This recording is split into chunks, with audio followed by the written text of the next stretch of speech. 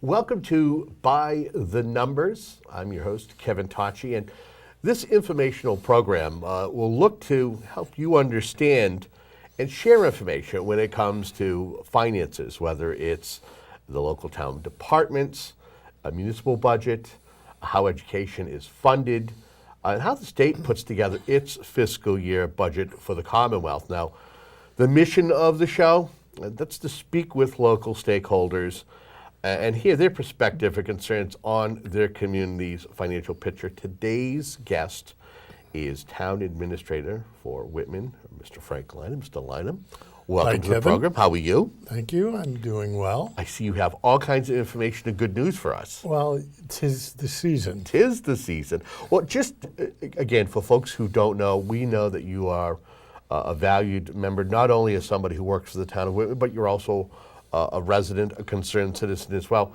For folks who don't know you, other than being the town administrator, what are some of the other roles that you've had in town government over the years? Well, I've been the town administrator since 2001. Prior to that, I served on both the Board of Selectmen and the Finance Committee, and a brief stint on the Historic Commission. I would just as soon leave in the history. Actually, I served on the Selectmen from 96 to 99, and then basically took a break. And 2 years later, started helping out with a transition the town was making, both from a digital standpoint and from a governing standpoint. The then town administrator, Brian O'Connell, left the employ of the town in September, and I was hired in December to replace him. Talk to me about what it's like to be in your position at the center of the budget process, whether you're meeting with department heads, school officials, the finance committee, to assemble an annual budget. What's that like? Well, I'm either appreciated and congratulated or hung in effigy, but either way, it's a struggle. It's the process of funding operations from any municipal perspective is a challenge these days because you have rising costs and limited opportunities to raise revenue. We have to look at a budget that approaches $41 million, provides for all basic community services, provides for health and welfare through the senior center, the library, the veterans department. We maintain a sewer and water system, which is essential to community health and growth. And there's the everyday routine things. What we don't have as an individual town is a singular school system. We're part of the Whitman-Hanson Regional School District. We've been in that grouping since 1992, but we've actually been a district since 1950. From the 50s to 92, the secondary schools, the 9 through 12, were regionalized, and the K through 8 were local. And in 92, we had the opportunity to embrace regionalism. It brought a whole different perspective to the town, brought a ton of money in, and an opportunity to really improve the system. That was on the cusp of ed reform, right? Yep, it immediately followed it. It was a tremendous benefit to the two towns. It's been announced that the town of Whitman is facing a $3 million deficit for fiscal 2020 now. During a recent joint meeting with the Selectmen and Finance Committee, you actually offered up such options as a Proposition 2.5 override, a debt exclusion in regards to for past capital projects back in 2010, and even to implement wage freezes. Is this basically just for the 2020 budget or the 2020 budget and beyond? Well, in order for us to successfully manage for our future, we need to build a core system that will help us to pay as we go. I brought a chart here, and the first chart is simply an analysis of what we've done in the past 5 years. And as you can see looking at the numbers, our budget has gone from 28.3 million to 35.4 million. And that, by the way, does not include the sewer and water system, which is on a separate enterprise system. So that's almost 25% growth in the last 5 years. And I've tried to identify where that growth is coming from, and as you can see from the chart, it's all over the place. Police, fire, general government, the school system, everybody is facing the same pressures. It costs more to do business today. So when we begin our budget process this year, the first thing we had to do was figure out where our revenue is. And in order to do that, the Commonwealth provides each town with a worksheet through the Division of Local Services. It's called a recap sheet. And what we do is they insert the numbers for the previous year, and then we calculate from that what our growth is going to be for the next year. As you can see, we show the ability to grow our revenue by 970,000. That's a problem when your costs are growing by 3 million. Right. We did some analysis of it. We calculated how much was needed to fund our budget, and that's where we come up short. And if I were a little better at this, I'd be a little quicker with it. So in looking at the numbers, we realize in order to deliver the services that we are delivering today, we're going to have to increase our revenue. And the only option we have right now is an override of Proposition 2.5. So estimating a $2,500,000 increase through an override and being able to exempt the debt for the town hall, police station, fire station build out we did in 2012, if both of those requests are successful, it will increase our base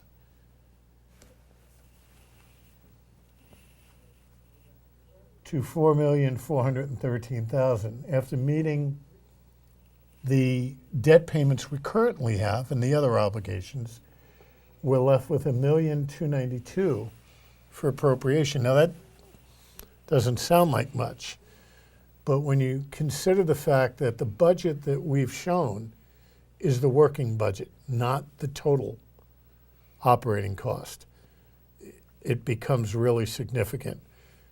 For example, this year I've received 46 articles, which are warrant articles requesting funding or other operations for the town. And all of those come at a cost. And that's on top of the general budget. So it becomes important for us to identify what our needs are and where we're going to meet them. And again, this chart simply shows what happens. If we do an override, we'll be able to provide for the additional warrant articles through this levy lift. If we don't, we have $114,800 to work with. If I could ask about the debt exclusion on that 2010 bond, was the 2010 bond a 20-year? Was that a 20-year bond? It's a 20-year bond. We're actually in the process of refinancing it right now. Okay. I had a conference call with Moody's yesterday. The ratings will be out, we expect, Monday morning. We're AA3. I expect that we'll either hold that rating or actually improve. Okay. But again, Which I'll could know play a more. role in what your interest rate will be per se, whatever you're bonding it out at. We expect to save about $250,000 over the next 10 years of that bond if we achieve what we expect to achieve from it. So basically that debt exclusion that you're looking at, that would be a 10-year debt exclusion, correct? Or would it be 11. 11, okay. 11. 11, okay. But that first year will be paid in the year that starts in July. Okay. Let me ask you this, and this is something that, I never want to take it for granted, but do you think that homeowners, not necessarily just Whitman, but any community, whether the taxpayers or homeowners, understand the concept, the difference between a Prop 2.5 override or debt exclusion? Do you think that folks understand the concept? I think the average person simply views anything increasing the levy limit to be an override. And then there are unique differences. The primary difference, since we're paying taxes on both of them, the real defining difference is an override of the levy limit permanently increases our ability to raise money. A debt exclusion simply allows us to take the money owed for that year for the bond and add it to the tax rate. So as the bond pays down, the taxes associated with that bond Go down. pay down as well. And when the final payment is made, that levy disappears. It's done. Now, I know that one of the things that you had mentioned was about you actually, during the February 19th Selectmen's meeting, or that joint meeting with the Finance Committee, you actually asked the Selectmen for their approval to start speaking with the unions in regards to doing wage freezes. Has that process begun? Yes, I will be meeting Monday with that group. If you look at this chart, I've calculated the value in terms of dollars for a wage freeze at the town level and a wage freeze at the school level. It makes a significant difference in what we have available to operate with. Now, I know that there was a school committee meeting this week, and I guess there's going to be a conversation with the schools unions. Correct. Give me your thoughts. The school committee is actually going, the full committee, or at least those available to meet, will meet with the unions to discuss the potential for a wage freeze. This is not something that I ask for lightly. And certainly it's not something that benefits me. I'm approaching retirement. My retirement is based on my highest 3 consecutive years. And by not increasing my salary, I'm actually limiting how much my retirement will be worth.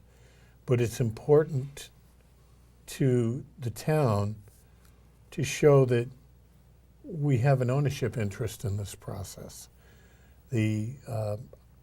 No one has come to me and said, no, we're not going to consider this. It is a drastic step and a significant request because every one of those employees that are in a collective bargaining unit have bargained with us 2 years ago for a salary and benefits. And what we're doing now is we're saying we want to revisit that. And I can understand that people may be reluctant to do that. I can even understand someone saying, hey, look, we made a deal. I expect you to hold to it. But you also have to remember that as a community, we manage our affairs from year to year through appropriations and through votes at town meeting. If I don't have the revenue necessary to pay for those costs, then those costs will not be paid. And the end result is instead of spreading a pay freeze among people, we'll actually be looking to reduce employees. And I don't want to see anyone laid off.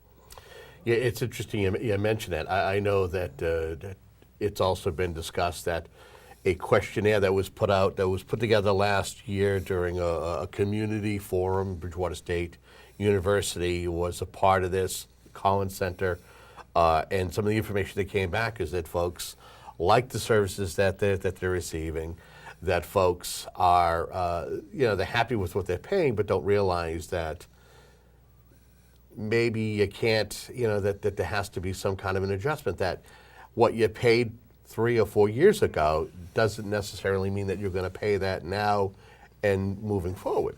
Well, essentially, there were over 1,000 responses. And to paraphrase, we like the services we're receiving. We don't want to reduce our services. We continue to value them, but we don't want to pay. And I get that. Yeah. And when it comes to making payments, I don't know anybody who likes paying taxes. I mean, and certainly people are experiencing that in a couple of different ways this year. There's a whole lot of surprises when people are filing their tax returns because the tables that are used to calculate income tax this year Changed. and people were caught unawares. I'm one of those people who has to write a check, and I will certainly do it by April 15th, but I'm not sure how much before then I will. So at the town level, the only thing we can tax is property. We can't tax income. Correction, we can tax 3/4% of a cup of Meals coffee tax. or a Yeah, sandwich meals tax, yep. served at a restaurant. But other than that, everything's predicated on our property. In Whitman, we have $1,647,813,000 in property value. It breaks out, 89% of it is residential, almost 5.5% is commercial, 1.5% is industrial, and then the other 4% comes from personal property tax. And personal property tax is taxes paid by businesses for their assets.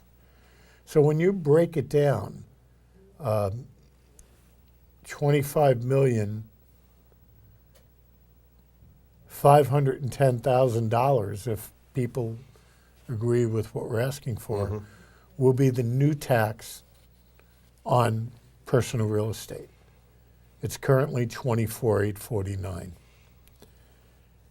The commercial tax will increase to $1,541,000, industrial by $357,000, and then I misstated the commercial property, and the personal property $1,180,000. So it would be a lift of roughly $3,200,000. That's combining both a levy increase and a debt exclusion. And if you look at the chart on the top, it actually shows you how we arrive at that. The current tax rate is $15.38 for each 1,000 of real estate value or property value. We're suggesting that we increase that by $1.52. Okay. So if you take the median single family house in Whitman, it's valued at $307,500. That current tax bill for that property is $4,729. If we increase $1.52 to raise the levy by $2.25 million, that bill increases by $467 a year. If we also agree to a debt exclusion for the debt that we have that has 11 years remaining on it, that would increase $138.38. And when you put them together, that $4,729 tax bill becomes $5,335, or put another way, $444 more a year. That's not an insignificant number. But in terms of the services it provides, it's pretty essential.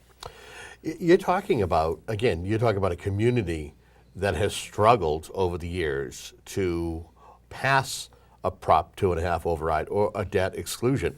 Attempts have been made to be able to do something in regards to a new DPW building, or even maybe purchase the old auto lines up on 18 where the town struck it down. The most recent that I can remember as far as a Prop 2.5 override passing was the schools looking to do a technology override where it was $1.4 million. Actually, that was a one-year capital expense. Yep. That was funded through a temporary override for 1 year. And our share was $837,000. Right. It flew through, there was no question. We did an override a couple of years ago to add to the fire staff. And that passed. And that passed, and that resulted in 4 new firefighters. So how do you tackle this? What's the approach to tackle this and get folks on board and willing to not only do a Prop 2.5 override, but also do a debt exclusion? Well, the best way I can do that is to explain what it provides. The second best way I can do it is to explain what happens if we don't do it. So what happens? You know, we have a school budget. Whitman provides 59.88% of the students in the Whitman-Hanson School District. That translates into a 59.88% assessment for expenses. The Whitman-Hanson budget this current year is $50 million. Of that, almost 24 million is in funding from the state, Chapter 70 money. The problem is the budget grows, but the revenue from the state doesn't. Mm-hmm. So on that 24 million, we might get 100,000 more this year. Unfortunately, the cost to provide those same services to the students of Whitman-Hanson are going up by $3,500,000.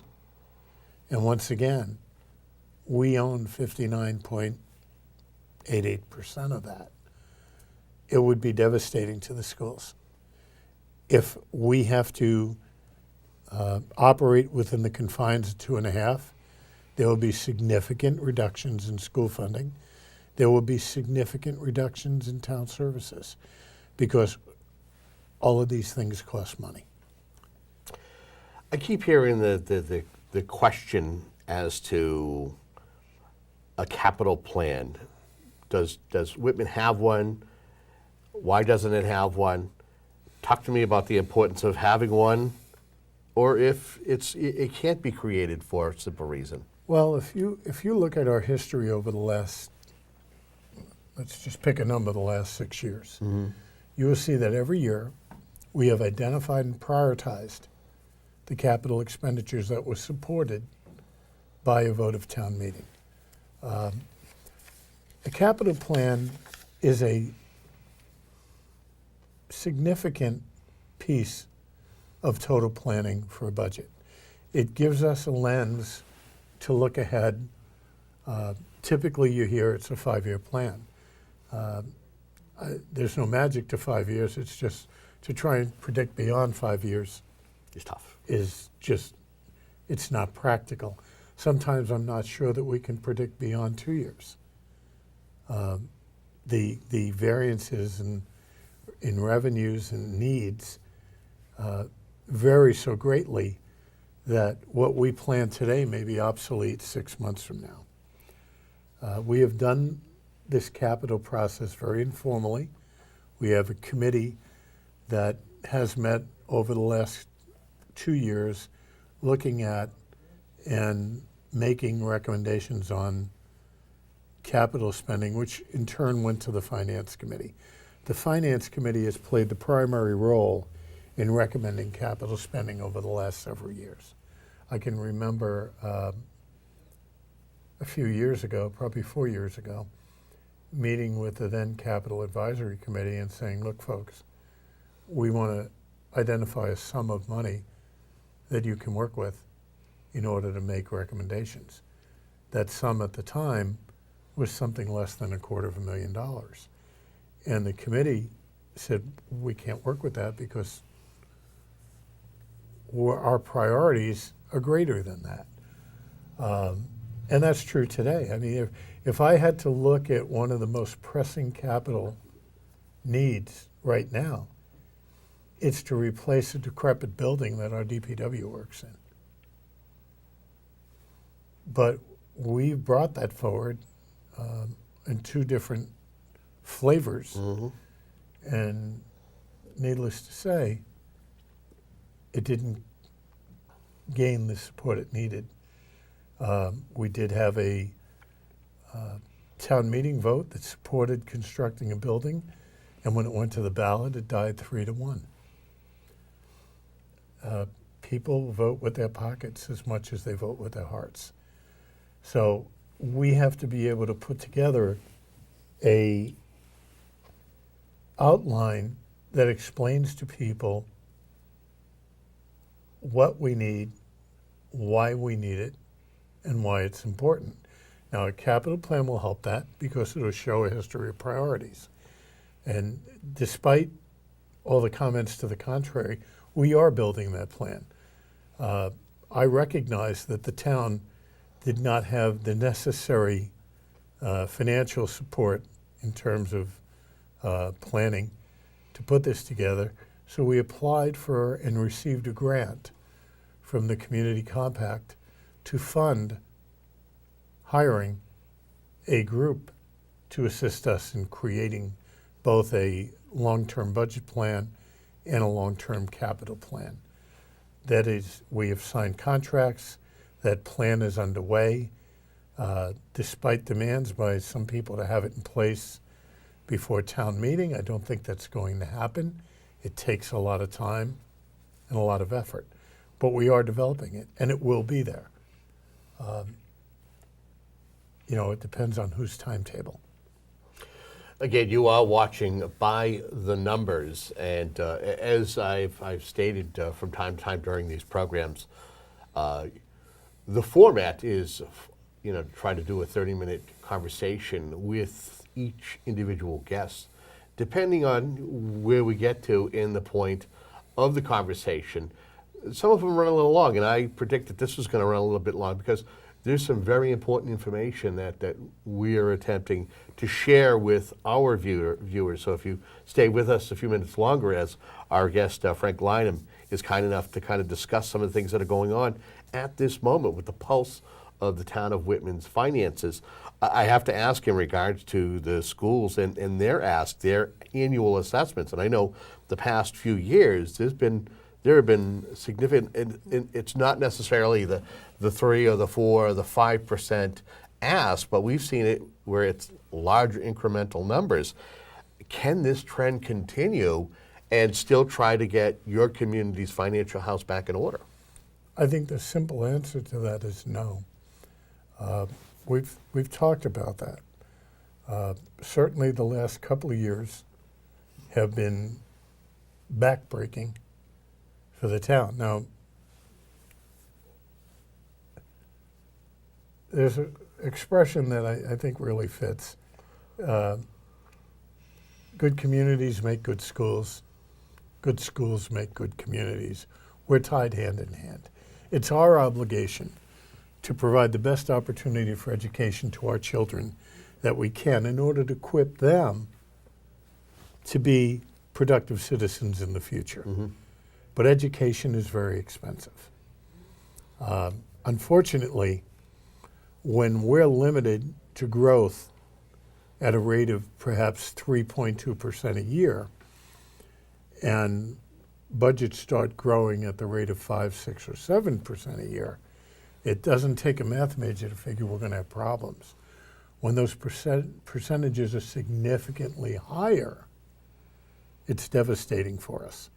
Whitman Hanson has indicated that in order to maintain the same services they're delivering today in fiscal 20, they're going to need to increase the budget 16%. I'm not questioning that.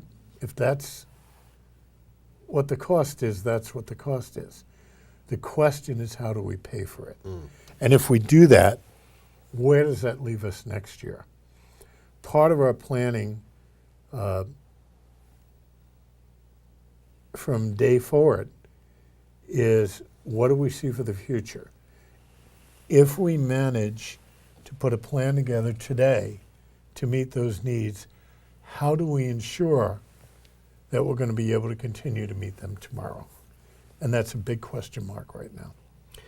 I have to ask is, do you feel that there's enough transparency when it comes to whether it's on the town side or on the school district side in regards to finances? Is everybody are they forthcoming when it comes to saying, here, this is what our numbers are, this is what we got for contracts? Is everybody being forthcoming in regards to the numbers? Well, you know, I hear that word transparency so often that it almost Doesn't have a meaning? it's a often used adjective. I believe we're transparent. I believe the schools are transparent. The information that anyone might be looking for is available to anyone who wishes to have it. Some towns put everything they have on a website. Some towns put budgets and contracts and things like that on a website. Schools do the same thing. But to do that demands time and support. We have one technology employee that handles all of the town's operations. The selectman's office is made up of a town administrator, an assistant town administrator, and a treasured, valued assistant, administrative assistant. And we're always working there. Lori does yeoman's work. She handles all the licenses. She handles all the inquiries. I'm obviously working with personnel management, budgets, and managing litigation and things that come up during the year. Lisa, who joined us a couple of years ago as assistant town administrator, maintains, she's our chief procurement officer. In fact, for the last couple of weeks, I think that's her only job based on what's going on right now. But to run a $43 million company with an administrative office of 3 people is not something easy to do. So there literally isn't time. I post each month the expenditures that are reported by the accountant onto the website. I don't have the time to go in and post all of the other things. Contracts are up there, the expenditures are up there, revenue is up there, and anyone who has a question, anyone, can ask for virtually anything as long as it's not a protected record or private. It's open to them. So I don't know how much more transparent we can be. Probably one of the final questions I'll ask you, and again, thank you for being our guest for this segment. Social media, where does it play a role when it comes to a town's finances, when it comes to disseminating information and getting the information out there? Do you feel that it's more helpful than a hindrance? The town has a Facebook page, and there are things we post to that page that then end up being shared everywhere. I'm not a huge fan of social media, and the reason I'm not is oftentimes, things tend to get out of hand. Someone posts a comment, someone who's vehemently opposed to that perspective jumps on, and then it becomes a name calling and a mob mentality kind of thing. And that's unfortunate because it's a great tool to reach out to people. I mean, last time I looked, I think there's 3,000 followers on Whitman Pride. That's certainly more people than I can reach sending out a mailer with a tax bill Right. or putting an ad in the local paper. So it has the potential to be a very useful and helpful tool if it's used that way. The challenge is getting your point across and getting people to understand that this is information that's available to people, and give the person who has a different opinion a break, let them voice their opinions. Anything in closing, anything that we haven't touched upon during this particular program, but you want to make sure that you can reach the viewer with your final comment? Well, we're 60-odd days away from our annual town meeting, and for the benefit of those few that might not be aware of that process, our annual town meeting is the first Monday in May every year.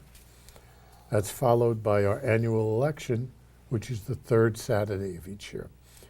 This year, you will be seeing requests for budgets and other action by the town, which is our legislative body, and that will be followed almost certainly by an override question or questions on the ballot that comes out on the third Saturday. I encourage people to ask questions. I encourage people to engage in dialogue about where we are and where we're going. Everyone is welcome to participate. And we'd like to maybe have you come back with an update as the town meeting draws closer, maybe sometime in April, for any kind of an update, or to make sure that you get the word out in regards to what's going to be taking place, whether it's the annual or the special that takes place that the first Monday in May. That would be fine. Excellent. And we thank you very much for tuning into this particular program. And the idea is to, again, better inform the folks in the two communities that we serve, Whitman and Hanson. If there are questions you'd like to have asked to our guests, if there are guests you'd like to propose, please feel free to send in, or even just comment about the show. info@WHCA.tv is the best way. And until the next By the Numbers program, have a good day.